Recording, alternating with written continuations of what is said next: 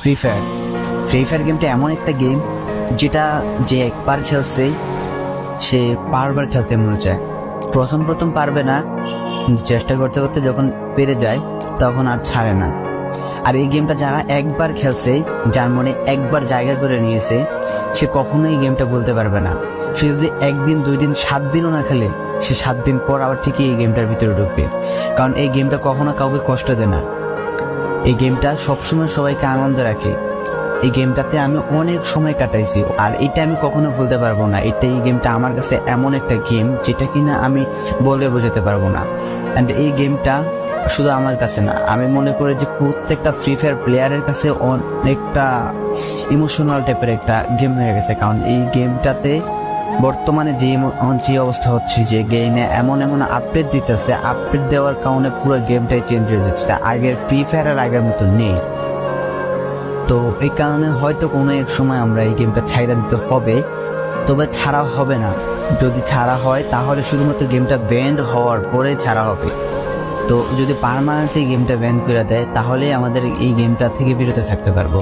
আর না হলে কোনোভাবে ছাড়া, যতই আপডেট আসুক না কেন আমরা ছাড়তে পারবো না। এই গেমটার প্রতি যত একটা মায়া জড়াই গেছে, তো এইটা আমাদের পক্ষে ছাড়া একবারে পসিবল না।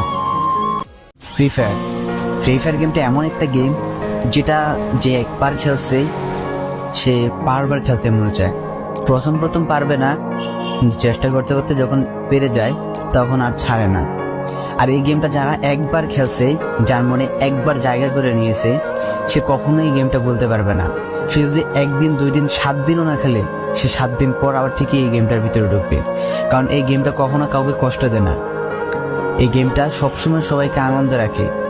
এই গেমটাতে আমি অনেক সময় কাটাইছি, আর এটা আমি কখনো ভুলতে পারবো না। এই গেমটা আমার কাছে এমন একটা গেম যেটা কিনা আমি বলে বোঝাতে পারবো না। অ্যান্ড এই গেমটা শুধু আমার কাছে না, আমি মনে করি যে প্রত্যেকটা ফ্রি ফায়ার প্লেয়ারের কাছে অনেকটা ইমোশনাল টাইপের একটা গেম হয়ে গেছে। কারণ এই গেমটাতে বর্তমানে যে অবস্থা হচ্ছে, যে গেমে এমন আপডেট দিতেছে, আপডেট দেওয়ার কারণে পুরো গেমটাই চেঞ্জ হয়ে যাচ্ছে। আগের ফ্রি ফায়ার আর আগের মতো নেই। তো এই কারণে হয়তো কোনো এক সময় আমরা এই গেমটা ছাইড়া দিতে হবে, তবে ছাড়া হবে না। যদি ছাড়া হয় তাহলে শুধুমাত্র গেমটা ব্যান্ড হওয়ার পরে ছাড়া হবে।